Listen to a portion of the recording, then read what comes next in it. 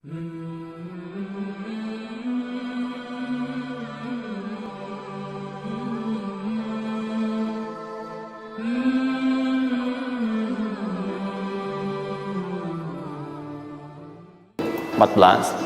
7.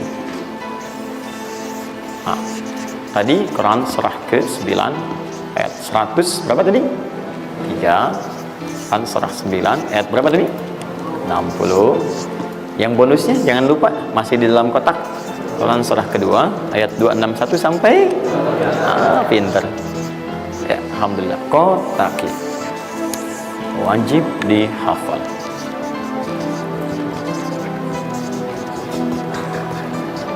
Maksud saya di akhir pasti ada yang foto. Saat foto itu kalimat ini harus muncul. Jangan di capture, jangan di crop. Jangan di crop. Fokus.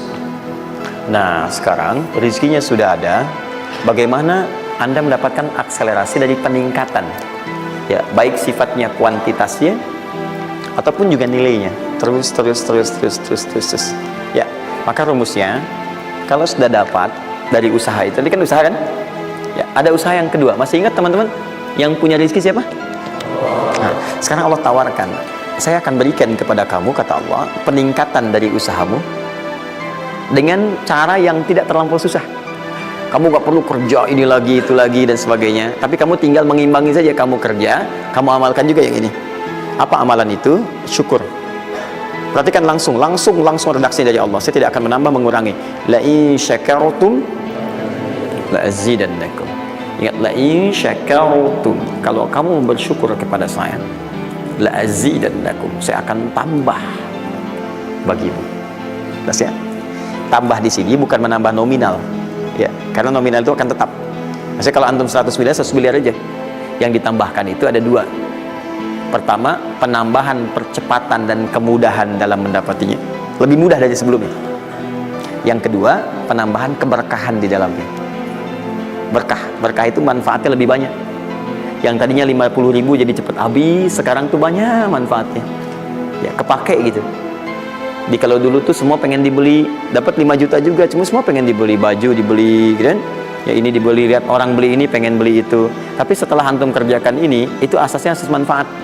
Kepake nggak? Manfaat nggak? Kalau manfaat itu saya dapatkan, kalau tidak mungkin hak orang lain yang Allah titipkan lewat saya. Jelas ya?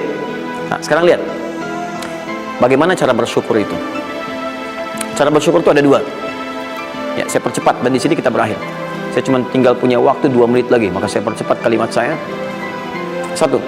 Cara bersyukur itu, 1, keluarkan dari harta itu bagian zakatnya kalau sudah memenuhi unsur zakatnya. Keluarkan dari bagian harta yang didapatkan. Kalau antum bekerja dapat gaji, dapat macam-macam, masuk nisabnya, muncul haulnya, kaidah pertama keluarkan. Dah, keluarkan. Nggak usah mikir, nggak usah macam-macam. Dah, 2,5% keluarkan. Itu 2,5% itu paling minimal. Kalau mau 5% keluarkan. Ingat rumusnya, kenapa disebut zakat? Di antara makna zakat itu adalah annama, sesuatu yang berkembang, nambah. Ya. Zakat itu ada at-tahara, ya, an-numu, ya, sesuatu yang berkembang. Di dalam bahasa Arab sekarang investasi disebut dengan annama wal istifmar, sesuatu yang diinvestasikan. Jadi ketika Anda zakat sebenarnya bukan mengurangi harta, menginvestasikan harta untuk ditambah. Minimal 10 kali lipat dari sebelumnya. 10 kali lipat. Jadi kalau Anda misalnya keluar zakat, taruhlah misalnya 25 juta, ya, Anda dapatkan. Terus 2,5% diambil dari situ, berapa? 2,25, ya? 2 juta, 2,5. Anda keluarkan tuh. Maka Anda pada hakikatnya sedang melipat gandakan harta Anda 10 kali lipat dari sebelumnya. Jadi Anda akan dapat dari situ 22,5 juta. Bentuknya bisa macam-macam. Ingat, rezeki itu kan bukan hanya uang. Tadi saya katakan, ya, bisa jadi proyek baru datang nilainya segitu. Bisa jadi apa lagi? Bisa jadi dijaga kesehatan, nggak sakit selama sebulan. Biasanya cek lab ini itu dan sebagainya, ya kan? Kolesterol macam-macam habisnya segitu. Bulan itu nggak ada apa-apa. Terus Anda berkata, alhamdulillah nih sekarang saya kelihatan sehat, gini-gini, hasilnya positif. Padahal Anda itu dihasilkan lewat zakat, lewat macam-macam. Nah, misalnya nggak ada konflik, nggak ada masalah di hari itu, yang kalau diselesaikan nilainya 22 juta. Masa marah dengan istri macam-macam. Mama kenapa sih, Ma, gini. Papa mau damai. S9 Note. Wah, beli S9 Note harga 15 juta, ya. Tambah lagi 7 juta laptopnya misalnya kan, dan sebagainya. Misal, habisnya segitu juga. Jadi dijaga oleh Allah, mendapatkan penambahan bisa berupa langsung nilainya, nominalnya dapat proyek yang lain, atau dijaga untuk mendapatkan yang non materi tadi. Paham? Maka saya katakan pada Anda, kalau sudah ada kewajiban zakat, maka jangan berpikir menunda, cepat berikan saat itu, maka seketika Allah akan lipat gandakan apa yang Anda telah usahakan itu. Jelas? Jadi yang pertama, kalau sudah ada kewajiban zakat, cepat ambil.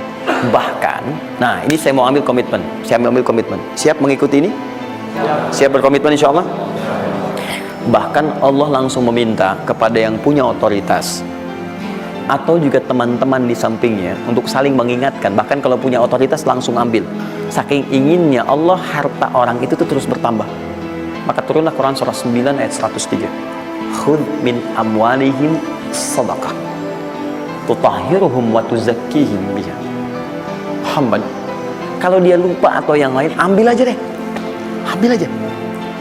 Ambil dari harta dia itu kalau sudah mencapai nasabnya. Nisabnya sudah ada, haulnya sudah sampai, ambil. Apa tujuannya? Sedekah. Perhatikan, zakat disebut dengan sedekah. Sedangkan sedekah tidak disebutkan dalam rumus bahasa kecuali kullu ma'rufin sedekah. Semua yang baik-baik disebut dengan sedekah. Kata Allah, saya ambil itu bukan ingin mengurangi kamu, tapi ingin membuat kebaikan untukmu. Apa kebaikannya ya Allah? Wa tuzakkihim. Tuzakki dari kata zakah yang punya arti dua tadi, menyucikan jiwa, plus yang kedua menambah apa yang telah kamu dapatkan itu. Jadi kamu tuh jangan nanti kotor hati kamu karena terlampau banyak ini, fokusnya ke situ banyak tapi kamu nggak pakai. Maka saya biarkan kamu dengan mengeluarkan zakat itu supaya bersih hatimu, punya nilai berbagi dan tidak terlalu bergantung kepada harta dunia yang kamu akan tinggalkan kelak. Dan yang paling dahsyat, kalau kamu kerjakan, saya tambah kemudian kualitasnya, saya tambah keberkahannya, bahkan saya permudah untuk mendapatkannya. Lihat sampai sini. Bonus yang ini, nah, peningkatannya lebih dari yang pertama, 700 kali lipat. Ini minimal 700 kali lipat. Apa itu secara singkat? Infak.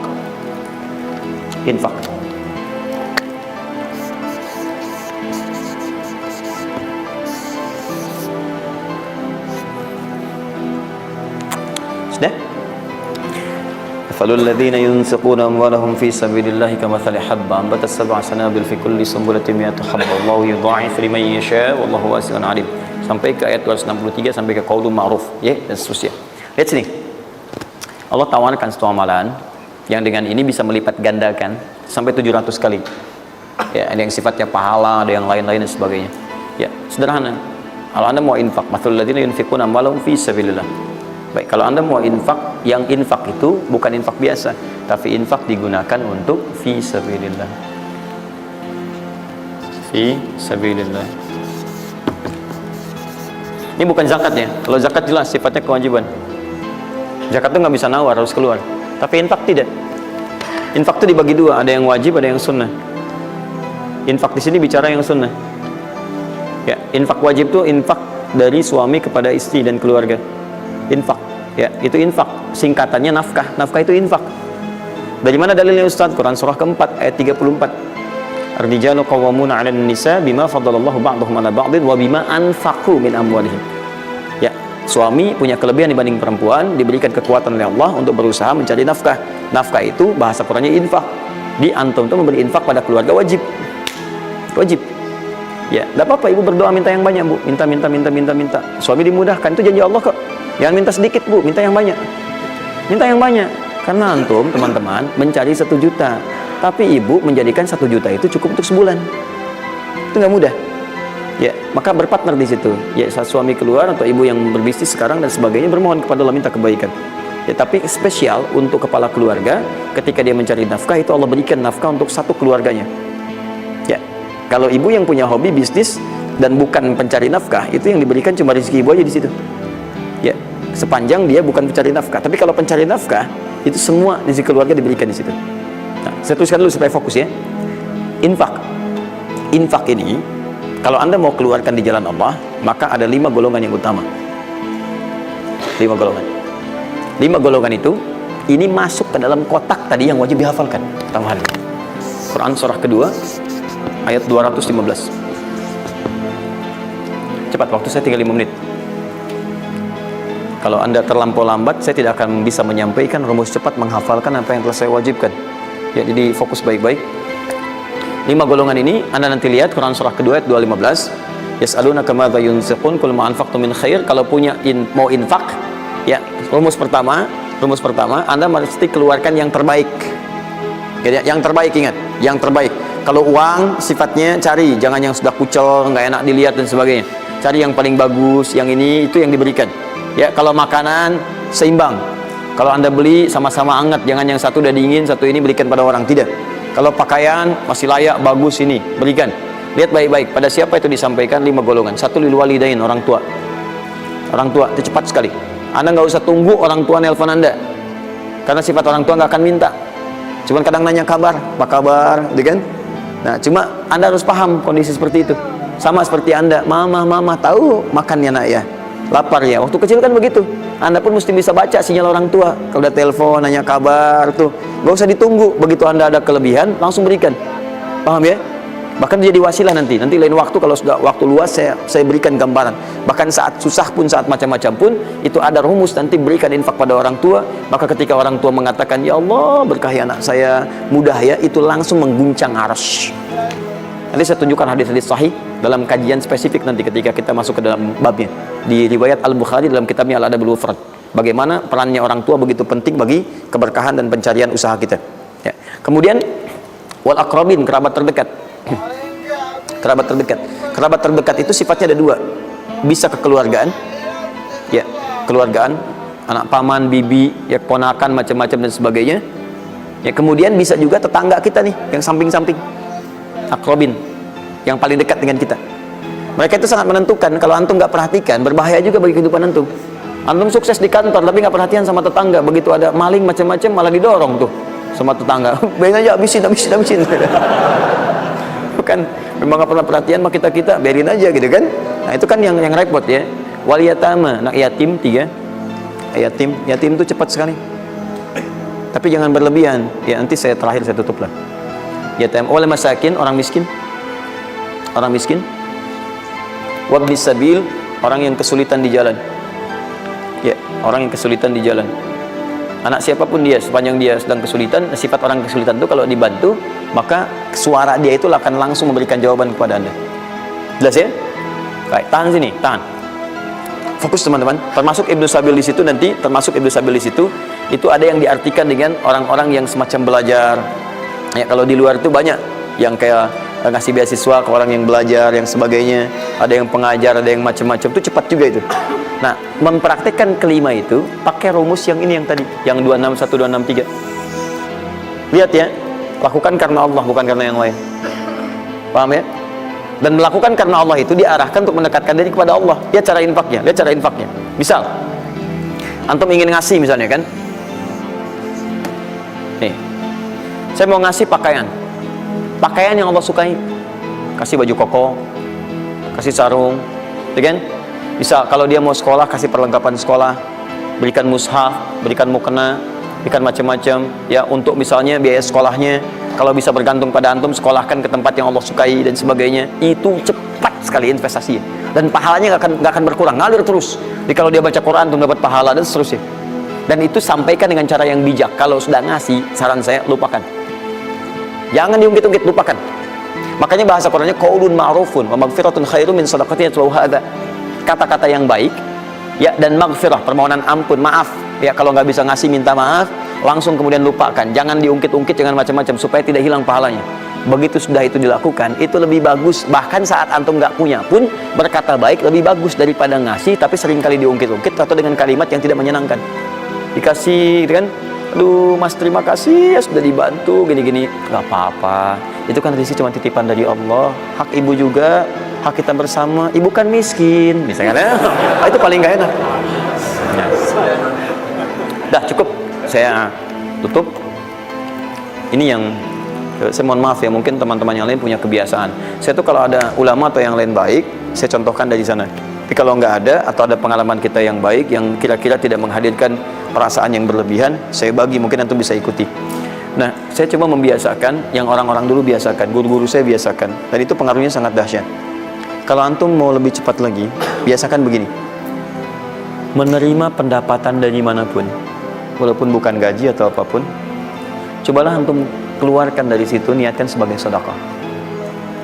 Saya ulang ya, menerima berapa peser pun dari manapun pendapatan, coba antum keluarkan sebagai sedekah. Misal 2,5%, 5%, keluarkan aja bagi siapa. Demi Allah saya katakan, begitu antum kerjakan itu karena Allah, maka Allah akan merawat anda dan menjadikan dunia kecil bagi anda. Apapun yang anda butuhkan ada kecil sekali, dan anda sudah nggak melihat, nggak ada nilainya tuh dunia itu. Ya, jadikan kebiasaan itu.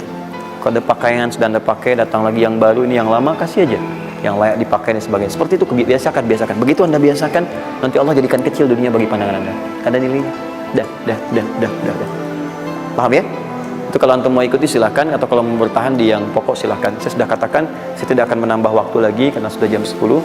Pas 12 menit dari apa yang saya minta. Dan saya tutup dengan kalimat, kalau ingin dimudahkan menghafal ayat-ayat yang disampaikan, maka caranya cuma dua.